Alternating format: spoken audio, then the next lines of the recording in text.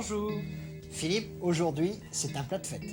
Oui, nous allons faire un foie gras de canard rôti entier avec une salade de cresson.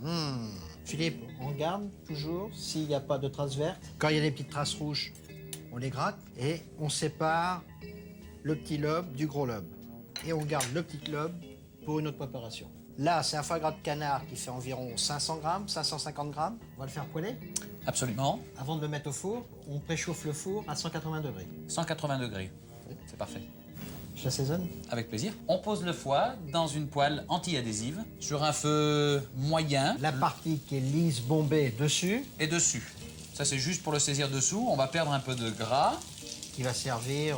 à dorer la partie donc arrondie par la suite. Voilà.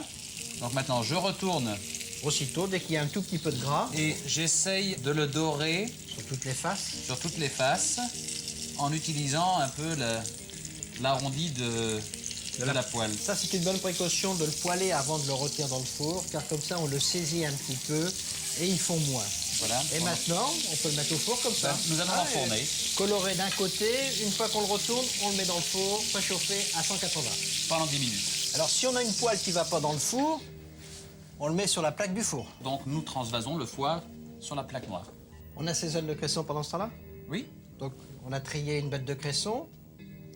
On a gardé que les cœurs. C'est le meilleur. C'est le meilleur. Avec le restant, on fait un potage ou une autre salade. Tu mets du vinaigre de Oui. vin, Alors, une cuillère. une cuillère à soupe. On ajoute toujours le sel pour le faire fondre dans le vinaigre. Le sel et le poivre vont être dilués. 3 bonnes cuillères d'huile d'arachide. Et maintenant, Nous incorporons le cresson.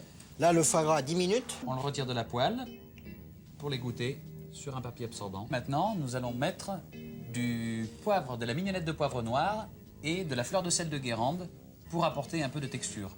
Et c'est bon, hein, quand on le mange, ça croque un petit peu. Oui, puisque le ça foie... excite, Voilà. Maintenant, il ne reste plus qu'à le dresser. Philippe, comment tu souhaites qu'on le tranche? En quelques tranches fines. Eh bien, on va le faire. Au revoir. Et bon appétit, bien sûr.